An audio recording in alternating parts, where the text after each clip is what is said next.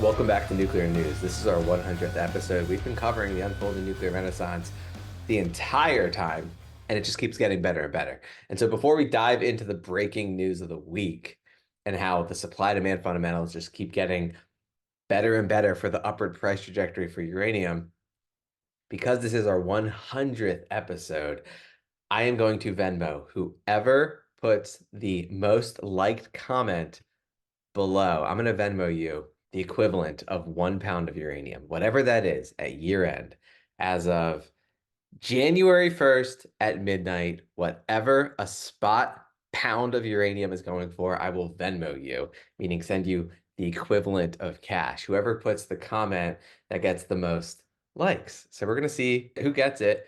Obviously, you need Venmo. Just DM me on Twitter and we'll confirm that it's you that made the comment and you'll get the money. Whatever a spot pound of uranium is, it keeps going higher and higher, right? It hit $90 this week. So let's start with price action. Sprott Uranium Miners ETF, $49, up 56% year to date. Bounced back after a sell-off last week. And it seems like it's about to break out of this channel it's been forming, right? The S&P 500 doing well, trying to catch up 24% this year. Here's the spot price of uranium. It cracked $90 per pound, and this is showing $86. An absolute massive upward trajectory in the price.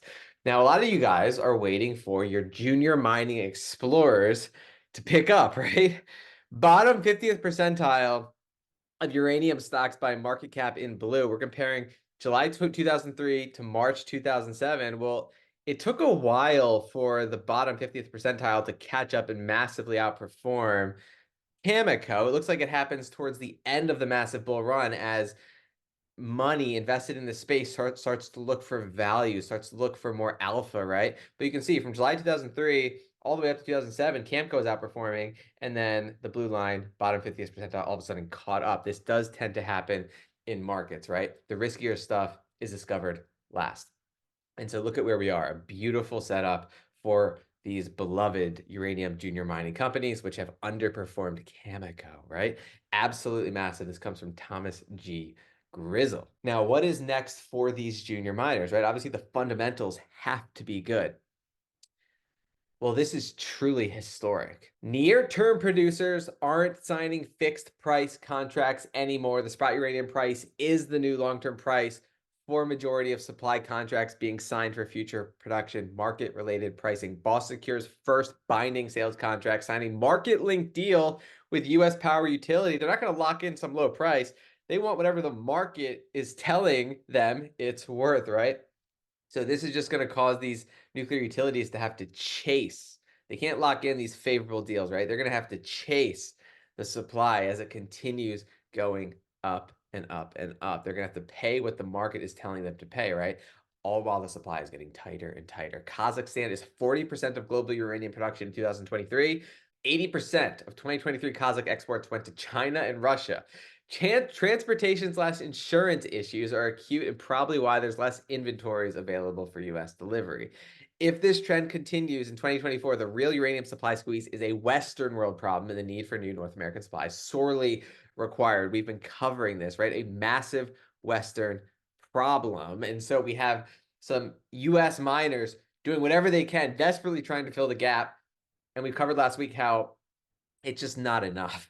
Energy Fuels starts production at 3 mines as prices rise and government shows support for nuclear. U.S. company also preparing 2 more sites for operation. They're trying. It's going to take months to get this out of the ground. But if we take a look at what Cameco provided as what they're expecting the supply-demand crunch to look like starting in 2023 and 2024, right?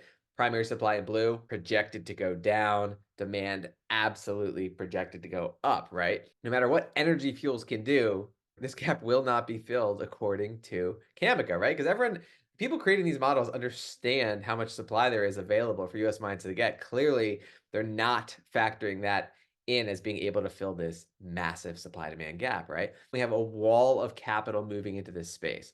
TVO is a European nuclear power company issuing green bonds, raising $280 million in a U.S. private placement, right? This is big money being invested in the nuclear space, right? And this shows institutional ownership of the URA ETF in green, not retail investors, institutional ownership. So a wall of capital starting to stream in exactly as predicted. Gain vouchers awarded to accelerate 7 advanced nuclear technologies. This is the Office of Nuclear Energy, the gateway for accelerated innovation in nuclear, announced today that on December 19, that 7 companies will be provided vouchers to accelerate the innovation and application of advanced nuclear technology, right? We're accelerating the increased demand from these new technologies. And obviously the US is subsidizing it. It doesn't get bigger than this. So that is a look at the supply shrinking. That is also a look at the wall of capital moving in. Now, this is our weekly rundown of exponentially accelerating demand growth for nuclear power and for the nuclear fuel, which is uranium. Federal agency sets public meeting for Comman Peak nuclear power plant in North Texas. They are trying to increase the useful life to 80 years of this massive nuclear power plant in Texas. They all will be increased, right? Increasing the demand even further. Final unit of Barak nuclear energy plant completed, UAE one step closer to full fleet operations. Again, just increasing the demand for uranium. In Armenia, country signs contract with Russia on nuclear power plant lifetime extension, right? Another plant, increasing the demand for uranium. Then we have to look out into the future, right? The revolutionary technology that's going to exponentially expand the growth and demand for this fuel. UK-based Zodiac to explore operations for reactor-powered vessels. A number of nuclear shipping projects are underway across the world, right? Wait till all the ships in the world run on nuclear, right? Again, no one is understanding the massive impact to demand that the world running on uranium is truly going to cause.